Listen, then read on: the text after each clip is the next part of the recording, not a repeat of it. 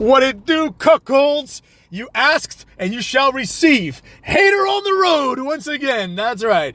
Now, I thought of a new video series or format that I'm going to make soon. And basically, it's going to be like this. We're going to do the Hateful Eight. Now, we use the moniker of the Hateful Eight to mean many things. But in this latest iteration, I'm going to basically rank the 8 best wrestlers that we have on the roster right now. So I'm going to release that probably like next couple of days or something when I think about it long and well as to who's going to be number 1, 2, 3, all the way to 8, right? And we're going to do this every week. And every week, we're going to explain why people have moved up or down the rankings. Now, I know what some of you may be thinking.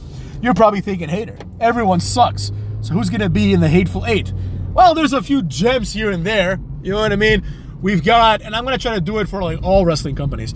We've got like, fucking, for example, LA Knight, right? Like he's not bad. You know?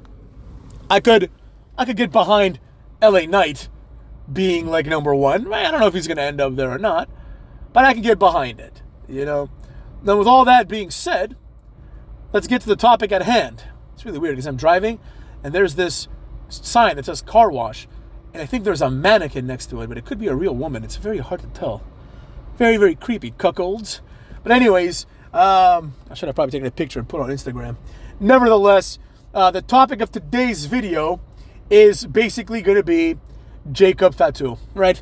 I know I did several videos on this jobber before, but after last night's SmackDown, I really cannot just ignore Jacob Fatu and his presentation any longer, right? It's gotten to be too much. It's really that simple. The fact of the matter is that Jacob Fatu, in my opinion, will go down as, I don't want to say one of the worst wrestlers of all time because, you know, he has some attributes like, like he does do the Samoan moveset decently well. He has a few other moves that exist outside the Samoan moveset. And, you know, he's not a complete disaster, right? Like, for example, if you compare him to, I don't know, Epico from Primo and Epico, then like, you know what I'm saying? Then he looks pretty good in comparison. But it doesn't really matter. What matters is that Jacob Fatu, by far, out of any wrestler that I've ever seen, is the most manufactured of all the wrestlers. What do I mean by this? Well, basically, my argument is that Jacob Fatu is not good to the eye, right? He doesn't pass the eye test. In other words, if somebody told you that this guy was a jobber, you would accept that he's a jobber because he is a jobber. But they manufacture certain qualities and achievements of his that make him feel like he's a bigger deal. Now, this is part of the greater manipulation of wrestling, and this is a necessity within the world of wrestling. The hater recognizes that, right? It's not like Jacob Fatu is randomly, there for no reason, right? Clearly, they want to push this guy. A lot of people were clamoring about how they need to sign him. I don't know why, right? They're doing the same thing now with Zilla Fatu. They're like, Zilla Fatu is going to be great. No, he won't, right? I mean, maybe he will. I don't know. I think the guy's like brand new, so maybe he's amazing. Who the fuck knows, right? I would never judge a book by its cover, but the reality is that Jacob Fatu, every quality, every attribute, everything that they want to tell you about him is just designed by the manufacturing of the WWE to be presented that way, despite the fact that all evidence points to the contrary, right? Think about it this way. We've got Jacob Fatu, and we are told that he is this bigger, stronger, and more aggressive guy. But if you really get down to the bottom of it, none of these things pass the eye test, right? Clearly, he's not bigger, right? Camacho is at least his size, if not bigger.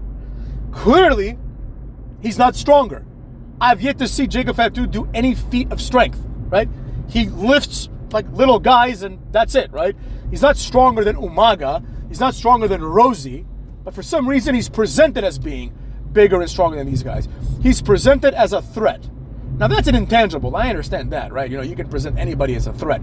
They try to present Karrion Kross as a threat, then eventually like shit hits the fan and it's like, oh, this guy clearly isn't, so like we're not gonna like keep doing that, right? I suspect similar things are gonna happen in Jacob Fatu. This guy's not gonna have this Hall of Fame career that everyone thinks. Oh, he might, because now like everyone's in the Hall of Fame, but you know what I mean. The problem is that it's not just these things. It's the desperate attempts from the WWE through, Michael Cole largely and other announcers, that they want us to believe that Jacob Fatu is better than he is, right? Now, there is something sinister about this. Like, I don't mean, maybe sinister isn't the right word, right? But imagine this. Imagine you have like a top-level wide receiver, right? Let's say Tyreek Hill, right? Tyreek Hill, probably the best wide receiver in football right now as it stands, right? We've got Tyreek Hill, and nobody has to explain to you why Tyreek Hill is good. They may have to explain to you what he did today that proves that he's good, because some people might not understand the sport or whatever, right? But if you understand the sport, it's clear. If you don't understand the sport, they can use evidence to show you that it's clear, right? They can say, oh, this guy got, let's say, 3 touchdowns and, like 200 receiving yards, right? Clearly, he's good, right? Because you can base it on statistics. But with Jacob Fatu and with wrestling in general, wrestling's fake, right? So as a result, there's no real accomplishments to hang your hat on, right? That's why fans desperately want to try to do that by saying things like Nakamura has great matches, right? Because they want to have these objective measurements like work rate and all these other stupid mark terms. You know what I mean? It doesn't matter. What matters is, can you draw interest, and therefore can you draw money? Now, there's 2 ways to make a star. One of them is star power, right? You can turn someone into a star just because they have star power, like The Rock, Stone Cold. I don't need to go through this. I think you all understand, right? The second way is to manufacture someone who doesn't have star power and turn them into a star, right? Examples of this would be Cookie Rhodes. In the very beginning, Roman Reigns, right? They manufactured him into a star, and that helped him become a star, right? Like, it was clear that Roman Reigns had star power, but a lot of people were rejecting him. And then eventually, they pivoted. But during that time when they were rejecting him, they pushed him as a star, right? This second way of making a star is being used on Jacob Fatu. Except the problem is, they have to start lying, right? You can say certain things about the cuckster Cookie Rhodes, right? You can say Cody Rhodes sucks, like I say, right? But it's undoubtable, right? It's undeniable that Cody Rhodes is at least good in the ring, right? He doesn't really fuck a lot of things up. I mean, the Cody Cutter is complete shit, but other than that, like, he does what he's supposed to do. He's overly emotive. He has a lot of negatives too as well. But in the ring, in terms of like his athleticism, he's good at that. Like, it's also undeniable that he's got a good physique. It's undeniable that he's a good-looking guy, right? He does have some attributes, like, and I've been pretty consistent about this. I think he sucks overall, but more importantly, I think he's overrated, right? Because he doesn't have the other characteristics that he needs to be good. Like, for example, being a star and being compelling. But Jacob Fatu doesn't have any of the characteristics that they attribute to him. And that's why he's the most manufactured, right? You can kind of look at it like this, right? They say, oh, the werewolf. First of all, that's a manufactured nickname. They decided that he's a Samoan werewolf. I don't know why. He doesn't howl. He doesn't do anything that's werewolfish. Like, why is he the Samoan werewolf and Tama Tonga is not the Tongan werewolf or the Tongan snake or the Tongan moron, Whatever, right? Why does he get the cool nickname? Number 1. Number 2, his moves, right? The Samoan moveset. Yeah, he does other moves. But every time he does another move, and even many times when he does a Samoan moveset, like, the announcers pretend like we saw something incredible, right? When you see something incredible, you know it's incredible, right? You can take, like my dad, I'll give you an example. My dad is from the old country, right? And my dad doesn't know anything about American football, right? But we were watching ESPN one day, randomly, and he wasn't watching. And they showed a bunch of good running back plays, like some of the best running back plays of all time. And my dad, who thinks that American football is stupid, right, and inferior to soccer, he was like, wow, that's actually really impressive. because he saw some of the most impressive things. He didn't even understand what was happening, right? He doesn't understand that you have to go all the way to the end. But he understands clearly that this guy has the ball, everyone's trying to bring him down, and they can't, right? Like that Marshawn Lynch run, you know what I mean? Things like that, right? You don't need to be told that this is amazing. Even if you don't understand it, it's amazing. If you've never seen someone do like a triple backflip, and you see it, you're like, holy shit, that's amazing, right? It's just amazing. Your eyes tell you it's amazing. Your heart tells you it's amazing. Then we have Jacob Fatu, who is like 6'1", maybe 240 pounds, 250 at most, and he does a moonsault, right? And people are like, wow, amazing. Well, Daniels, like, does that. AJ Styles is like 5'10", maybe like 230, 235, and he does way more crazy shit, right? The Big Show, in the past, apparently, was able to do a moonsault. So, you know, by comparison, it's like a 240, 250-pound man who's 6'2", doing a moonsault isn't anything that impressive. But they present it as if it were, right? But they do so seriously, right? Remember when, like, the Hurricane started doing the Hurra chokeslam? And it was presented as a feat of strength when he would chokeslam anyone that wasn't a cruiserweight, right? It was like, holy shit, how did he do this? Well, the other guy jumped, obviously. But that's the idea is, wow, this actually is amazing. This guy shouldn't be able to pull off a move like that, right? But with Jacob Fatu, he does things that a guy his size is supposed to pull off. Like Rosie, who was 400 pounds, would do a moonsault, you know?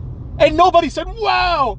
I mean, they did because it was actually impressive, but nobody went on and on about how this guy moves unlike anybody else.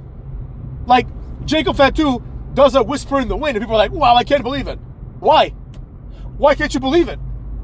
He's not Matt Morgan doing that. It's not like A-Train came out of retirement and did a whisper in the wind. It's not like Mark Henry did a whisper in the wind. A regular guy did a regular guy move, right? Or maybe a high flyer move, I'll give you that. But nothing crazy, right? The whisper in the wind now is not that impressive of a move. It was impressive when nobody was doing like, you know, triple jump moonsaults and shit like that. But you get what I'm getting at, right? And the cherry on top for me was last episode of SmackDown, when there was like a million different pinfall attempts that were broken up by other people. And when, like, you know, when Montez Ford broke some pinfall attempt, it was like, Montez Ford saves the day. When Camacho did it, they're like, oh, he saved it, right? But when Tama Tonga did it, nobody said anything because he's Tama Tonga.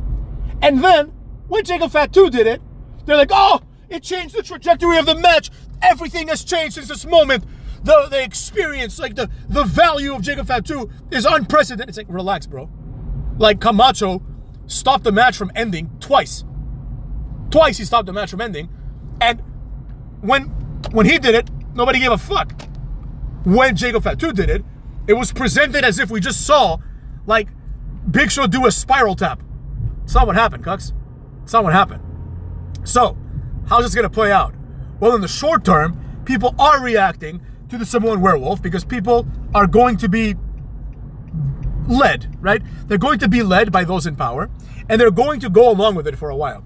But as we've seen, this doesn't usually happen, right? I hate to bring it back to Karrion Kross, but I must. This is an example where, I mean, obviously I was right all along, but I was also right in my analysis. If you guys recall, back in the day, in the Karrion Kross days, I said, he's only good because he's manufactured. They're telling you he's good, and you're just believing it. That's all that it is, right? It doesn't pass the eye test, right? And people were behind him, right? Because most people lack the critical thinking skills that one develops by reading philosophy or going to school and learning and doing the things that you need to be doing to develop, right? Most people are just going to be told that something's good and something's not, right?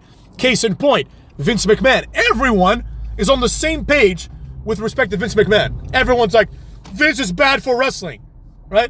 Even though the eye test says otherwise. Since Vince left, things have gotten worse. Things have gotten more boring. The viewership has dropped. It's like every metric has failed. Every metric has failed. They're like, Vince was bad for wrestling. Sure, believe what you want. Eventually, people come to their senses, right? For two reasons. Number one, some people grow up and they smarten up. Number two, the narrative changes. Just like it did with Karrion Kross, right? Because it becomes clear that Karrion Kross sucks, right? Just like, for example, if you go back to my first Karrion Kross video and look at the comments, all the comments are like, Hater's wrong. LOL. Cancel the hater. Hater is over. This ain't it, bro. And if I say things now that Karrion Kross sucks, people are like, yeah, Karrion Kross sucks. Everyone agrees, right? Now, some of you smartened up. Some of the people that said those things probably aren't around anymore, right? A lot of things changed. But the idea is that ultimately the truth comes out, right? Ultimately, the cream rises to the crop. It really does. If you look at the number of good wrestlers that never got to be world champion, the list is basically zero. Basically zero. In fact, the list of people that became world champions and shouldn't have become world champions is far higher, right? Like, I was concerned when I was a fan back in the day that Christian would never be the world champion. But they understood that the cream must rise to the top. So they made him a world champion, right? I was concerned that Booker T would not become a world champion in WWE. But once again, the cream rises to the top and he did become a champion, right? You can't deny it. You can't deny that Booker T is good, right? And that's the thing, right? You can't deny it. If someone is good, they will have success. Now, they're not going to have, not everyone's going to be John Cena, right? And that's not how success is measured. There can only be one John Cena. There can only be one Ric Flair. There can only be one Hulk Hogan. But there can be many Daniel Bryans, right? There can be many Cody Rhodeses. People that have 1 or 2 title runs that nobody cares about. And, but that's it. At least they became champions, right? Even though neither of them deserved it, in my opinion. But you get what I'm saying here, right? When you see, like, when I first saw Sheamus, I was like, this guy's going to be a world champion. I knew it. I just knew from his presentation, his swagger, and his look. I knew it was going to happen, right? But when I see Karrion Kross, I know it's not. And when I see Jacob Fatu, I sure as shit know that it's not going to happen. And the reason why it's not going to happen is because this guy, everything good about him is something that you have to be told is good about him. Everything that is being said about him is a lie. And people are going to wise up. And just like, now I think people are a little bit wiser, at least my fans, because my fans I consider my fans to be the smarter of the wrestling fans. So if you're listening to this video and you want to be smart, subscribe today, cucks. So with that being said, take care of yourselves and each other. Cuckolds!